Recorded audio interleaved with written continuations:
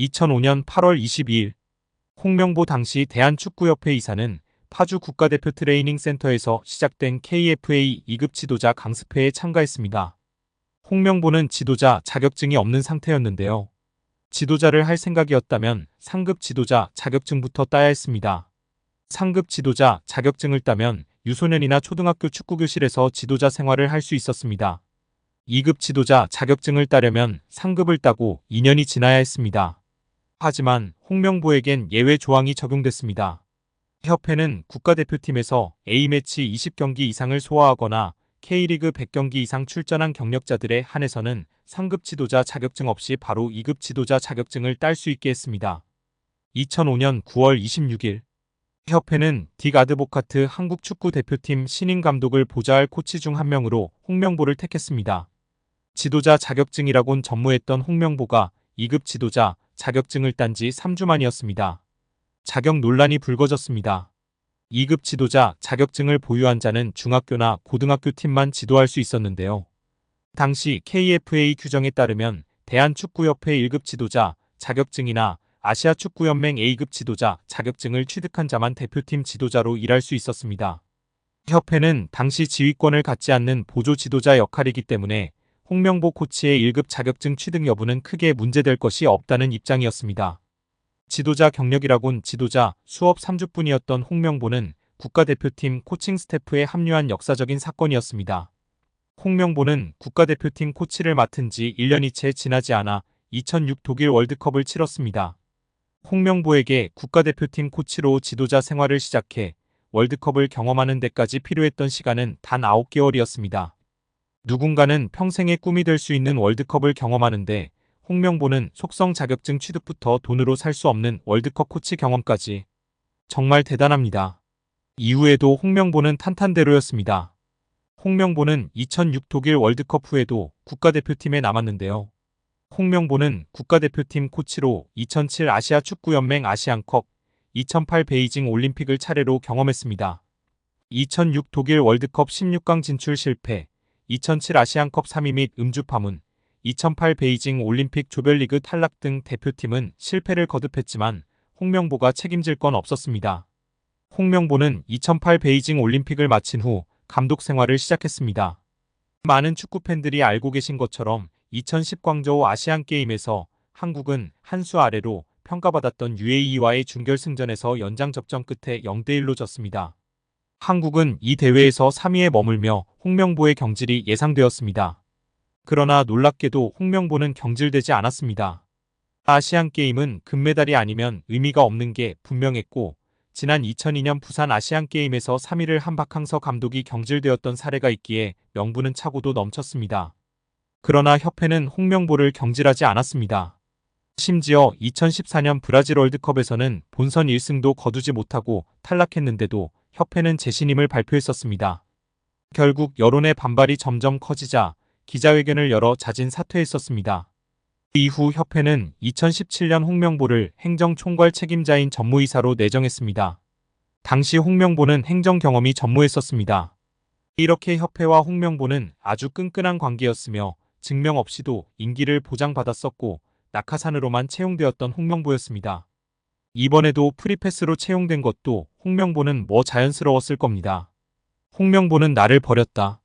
이젠 대한민국 축구밖에 없다고 하며 대표팀 감독을 승낙했다고 밝혔었는데요. 홍명보가 버린 건 자신이 아닌 울산입니다. 울산은 3년 재계약을 맺은 지 1년도 지나지 않은 감독을 협회에 내어주면서 상처만 남겼습니다. 홍명보는 대표팀 감독으로 실력은 물론이거니와 도의 신의를 저버리는 인성도 문제가 있는 감독입니다. 속히 선임 취소 혹은 자진 사퇴만이 답입니다. 한국 축구에서 학명으로 가장 두드러진 인물이 바로 지금 이 시끄러운 와중에 축구 대표팀 감독을 맡은 홍명보 감독입니다. 박종환 감독이 대표팀을 이끌던 1995년 한국팀은 코리아컵 준결승전에서 예선에서 쉽게 승리했던 잠비아에 패했습니다. 그런데 이 경기 전날 박 감독의 억압적이고 비인격적 훈련에 불만을 품고 있던 홍명보, 황선홍 등 주전 선수들이 경기 전날 술집에서 대취할 정도로 술을 마신 사실이 언론에 보도가 돼 난리가 났습니다. 그래서 홍명보 선수 등은 징계 위기에 처했는데 이들은 그 제보자로 박 감독을 꼽았고 언젠가 안갚음하리라 맹세했다고 합니다. 다음해 아시안컵 8강 대 이란전에서 한국은 6대2로 참패하였습니다. 유례를 찾기 힘든 처참한 패배입니다. 특히 전반에 2대1로 앞서고 있었는데 휴식 시간 라커룸에서 무슨 일이 있었는지 후반에만 연속으로 5골을 먹은 것입니다. 당사자들은 부인하지만 이 사건은 축구계뿐 아니라 축구팬들도 의혹을 거두지 않고 있습니다. 박 감독은 결국 감독에서 물러났고 당시를 회상하며 자살까지도 생각했을 만큼 개인적으로도 충격이 컸다고 했습니다. 한국이 참패를 당하자 국내 언론들은 11회를 이끌고 있는 홍명보가 태업을 이끌었다. 박종환 감독을 끌어내리기 위해 선수들이 태업을 했다라는 등의 뒷말들이 나돌기는 했지만 끝내 참패 원인의 진실은 밝혀지지 않았습니다. 당시 한 언론은 홍명보 선수가 과학적이고 체계적으로 지도하는 감독을 원한다며 스파르타식 훈련을 고집하는 박종환 감독에게 노골적인 반기를 들었지만 누구보다도 체계적으로 지도했던 아나톨리 비쇼베츠 전 감독에게도 노골적인 불만을 터뜨렸다고 전했습니다. 조중현 당시 KBS 해설위원조차 홍명보가 선수로서의 본분을 망각한 것 같다. 옛날에는 감독의 그림자도 밟지 않았는데 어쩌다 이 지경이 됐는지 모르겠다고 개탄했다고 합니다. 하석주 전 전남 감독은 최근 언론 매체 오센과의 인터뷰에서 11회는 그냥 봉사단체다. 내가 회장을 맡고 있다. 라고 밝힐 뿐 특별한 이야기는 하지 않았었습니다. 선수들을 완전히 장악한 감독은 아마 거스 히딩크 감독이 유일할 것입니다. 부임 후 선수들을 지켜본 후 그는 자신의 스타일과 맞지 않는다며 이동국 선수를 대표팀에서 탈락시켰습니다. 이동국 선수는 당시 대표팀 부동의 스트라이커였습니다. 난리가 났지만 히딩크 감독은 꿈쩍 않았습니다. 이동국 선수가 한 방에 날아가는 것을 보고 당시 건방이 하늘을 찌르던 대표팀 선수들은 정신을 번쩍 차렸습니다. 긴 머리 휘날리던 테리우스 안정환 선수는 머리를 자르고 뽀글이 파마를 하고 트레이닝 센터에 나타났습니다. 이는 히딩크 감독이 레알 마드리드 등 명문 유럽 프로팀의 감독이었고 직전 월드컵에서 한국팀을 5대0이라는 처참한 스코어로 지식여버린 네덜란드 팀의 감독이었기에 가능한 일이었습니다. 그런데 지금 월클 반열에 오른 손흥민과 차기 월클 이강인, 바이에른 민헨의 김민재 등이 즐비한 한국 대표팀입니다. 고작 K리그 선수빨로 우승 몇 번 한 감독이 자기가 최고라고 자부하고 있는 상황 속에서 과연 어떨까요? 제대로 된 절차도 밟지 않은 낙하산 감독인 주제에 선수들이 너무나 불쌍할 따름입니다. 여기에 펩 과르디올라 감독도 칭찬을 아끼지 않았는데요.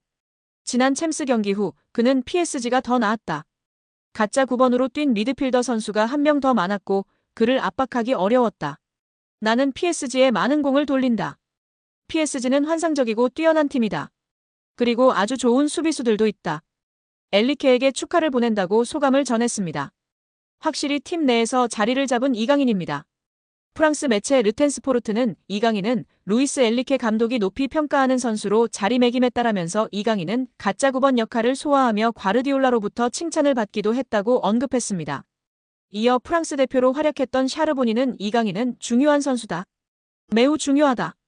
그는 미친 활약을 해낸다. 첫 번째 시도와 수많은 움직임을 없애버린다. 그런 사람이 필요하다. 엘리케 감독이 이강인을 이 자리에 기용하는 이유를 알겠다. 그런 미친 선수가 필요하다라며 칭찬했습니다.